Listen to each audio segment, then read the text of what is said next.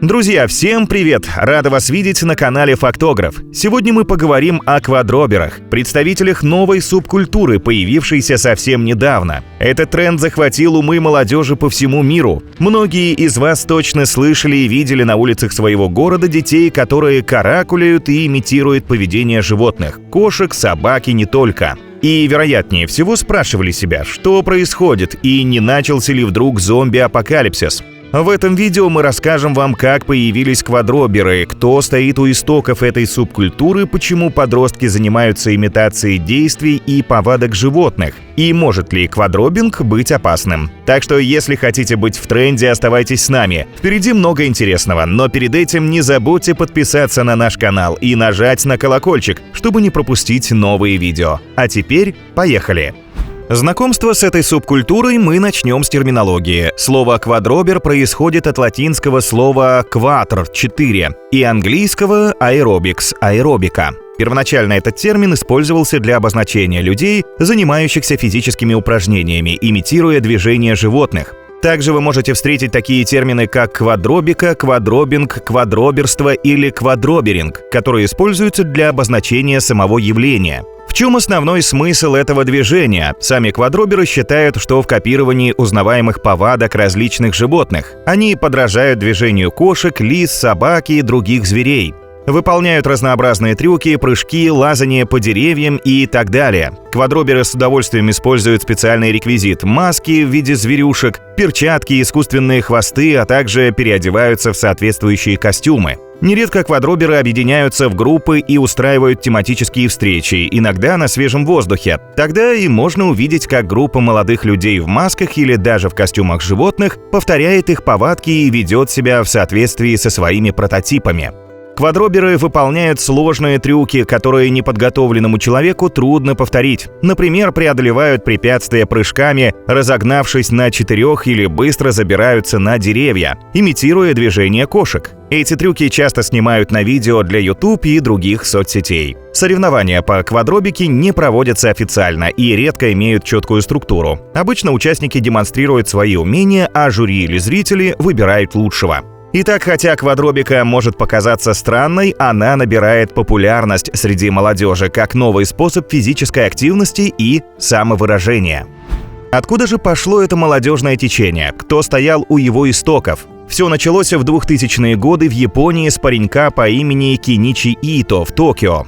В детстве сверстники дразнили его обезьяной, но Киничи Ито говорил, что он не обижается, мол, действительно похож. Однажды, будучи в зоопарке, будущий основатель квадробики обратил внимание на рыжую мартышку вида патос, которая носилась по вольеру на огромной скорости.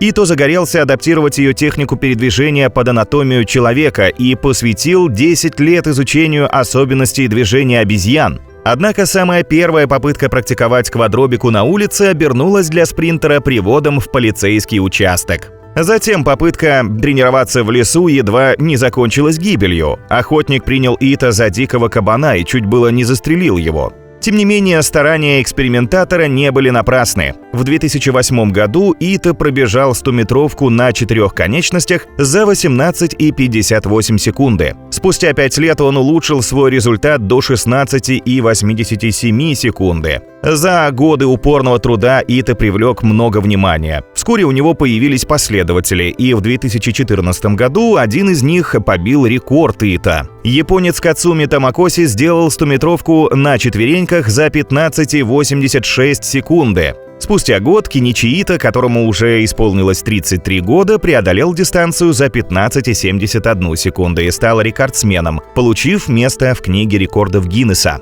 Обычный человек за такое время 100 метров на 2 ногах не пробежит. Увлечение Ито начало превращаться в популярный вид спорта, и к новой технике стали присматриваться фитнес-тренеры.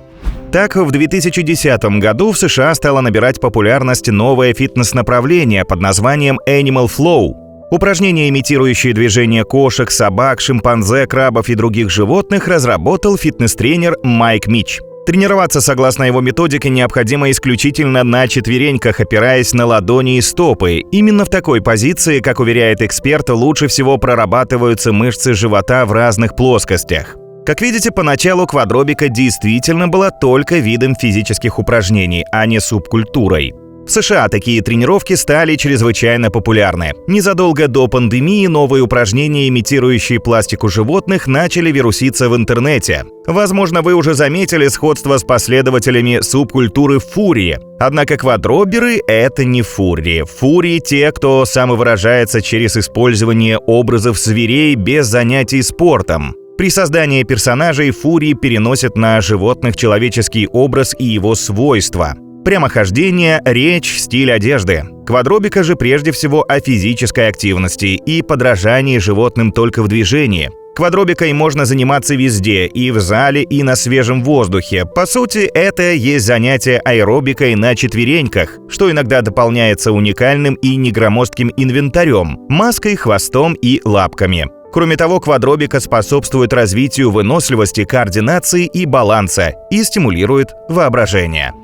Кстати, а вы знали, что в мире существуют люди, которые всю жизнь передвигаются на четвереньках? Нет, они не имеют никакого отношения к квадробингу. Более того, они даже не знают значения слова «тренд» и не догадываются, что подобная субкультура существует. Эти люди передвигаются словно животные не по своей воле, они носители синдрома Юнара-Тана. При этом заболевании, передающемся по наследству, люди ходят только на карачках, а при попытках встать на две ноги теряют равновесие. Жизнь людей с синдромом Юнара-Тана очень сильно отличается от привычной нам. Во-первых, больные обладают очень невнятной и бедной речью и даже имеют что-то вроде собственного языка для общения друг с другом. Такие люди не работают, женщины большую часть жизни сидят дома и иногда занимаются рукоделием. А мужчины собирают бутылки и другое вторсырье. Большинство людей с синдромом Юнара-Тана состоят в браке с такими же, как они сами. Заболевание было открыто турецким биологом Юнаром Таном в 2005 году. Ученый описал данный синдром на примере семьи из небольшой деревни на юге Турции. Считается, что причиной заболевания является генетическое расстройство, обусловленное сбоем в хромосомах. Лечение синдрома Юнара-Тана до сих пор не предусмотрено и не представляется возможным. Да уж, этим людям не позавидуешь. Однако что же толкает современную молодежь по своей воле опускаться на карачки? Почему дети считают, что сегодня подражать животным – это быть в тренде?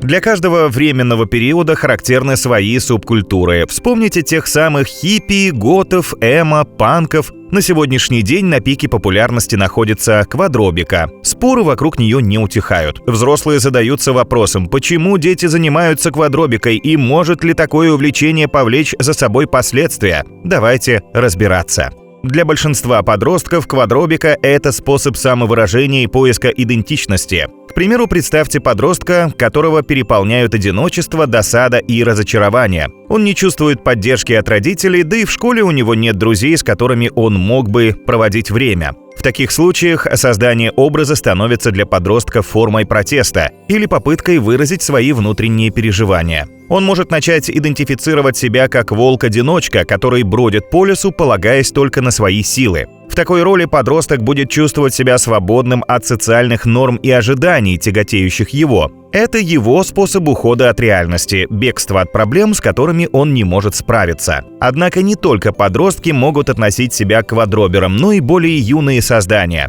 У маленьких детей границы между фантазиями и реальностью практически отсутствуют. Когда ребенок встает на четвереньки, он включает воображение и автоматически может превратиться в собачку или кошечку. А если ребенок еще и наденет наряд животного, то он еще глубже погрузится в мир фантазий. Он словно окажется в сказке, где магия реальна. Перевоплощение дает ребенку ощущение контроля над своими страхами и помогает выразить эмоции. Часто в этом возрасте ему трудно их осознать или озвучить словами. В такие моменты ребенок попадает в выдуманную реальность, где он может быть кем угодно. Так, через игру дети открывают для себя новое, учатся взаимодействовать с окружающими, переживают свои эмоции, а также изучают мир с другой точки зрения. Увлечение квадробикой кажется безобидным. Кто же никогда не переодевался в костюм зверюшек? Да и в целом спортивные занятия – это только плюс. Однако сомнения все же есть, особенно когда этому тренду массово поддаются дети. Известно, что во время своих игр представители субкультуры иногда создают опасные ситуации. Например, бывали случаи, когда квадроберы сбивали других людей, ели из мисок корм или случайно травмировали прохожих. Более того, психологи считают, что теоретически такое увлечение может привести к психическим расстройствам, но для этого нужен фундамент. Высокий уровень тревоги, склонность к депрессии, мощный стресс в жизни. Если у ребенка счастливая жизнь, а квадробика – одно из увлечений, с ним абсолютно ничего не будет. Сейчас он просто играет с друзьями, потому что ему весело и интересно. Да, сейчас это способ самовыражения и такой тренд. Но со временем ребенок поймет, что ему это не нужно. Такой сценарий реален, если у вашего сына или дочери здоровый психологический иммунитет и здоровая психика.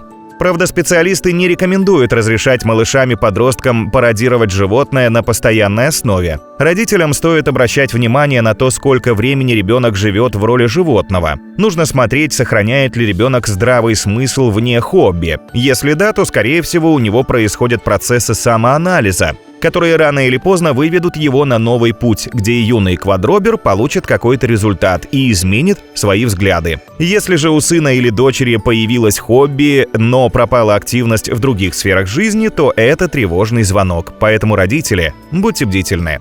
В современном мире чаще всего квадроберы – это дети, ставшие участниками нестандартной субкультуры, которая уже ничего общего не имеет со спортом. Мы наблюдаем, как юные создания, участвующие в тренде, передвигаются на четвереньках, используя тематический реквизит – маски и накладные хвосты. Для них квадробика – это не о физической активности, а об общности и принадлежности к трендам. Однако важно помнить, что все имеет границы. Если ваш ребенок является квадробером, то вы обязаны проследить, где заканчивается увлечение и начинается реальность. Любое хобби хорошо в меру, если оно не несет в себе ничего деструктивного. На этом у нас все, друзья. Спасибо вам за просмотр. Не забудьте поделиться в комментариях, что вы думаете о квадробинге и как бы вы отреагировали, если бы ваши дети стали частью этой субкультуры.